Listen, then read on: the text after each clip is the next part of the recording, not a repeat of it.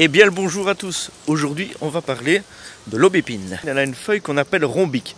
Ça veut dire que sa feuille est ovale mais elle est dentée et elle est découpée. Elle va posséder un long pétiole qui vont être utilisés comme ses fleurs en infusion pour calmer le stress, l'anxiété et les troubles du sommeil. C'est un arbuste qui mesure entre 2 mètres et 5 mètres de haut. Sa silhouette, elle est contenue de beaucoup de ramifications, donc des branches un peu partout. Et elle contient aussi des épines.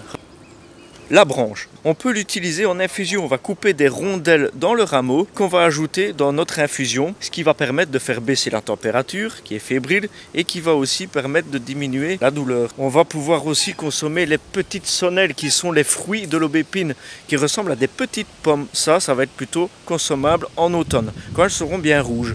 Ça va apaiser l'irritation et l'inflammation de la gorge. L'aubépine contient des flavonoïdes qui va permettre de réduire la pression artérielle et qui va aussi permettre d'améliorer la circulation du sang, mais aussi de diminuer le rythme cardiaque. Donc les gens qui sont hyperactifs, hypertendus, c'est pas mal. Pour venir aux besoins de tous ces troubles cardiaques, donc arythmie, extrasystole, tachycardie, eh bien il vous suffit d'utiliser en gémothérapie. La gémothérapie, on peut la faire soi-même. C'est avec les bourgeons au tout début du printemps, quand elles commencent à sortir, on les récolte.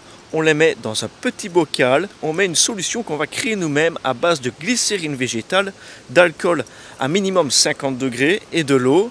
On va faire un tiers, un tiers, un tiers. On va l'ajouter dans le petit bocal jusqu'au-dessus.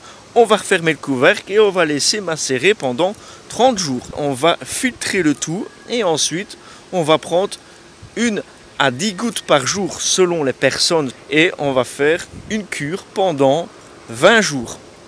Après les 20 jours, on fait une pause et on recommence 20 jours, ainsi de suite, et on voit l'évolution.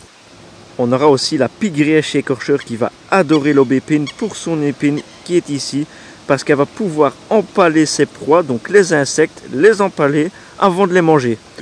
Et si vous avez des questions, n'hésitez surtout pas. Moi, je vous dis à bientôt pour d'autres aventures et d'autres plantes. Allez, ciao les amis!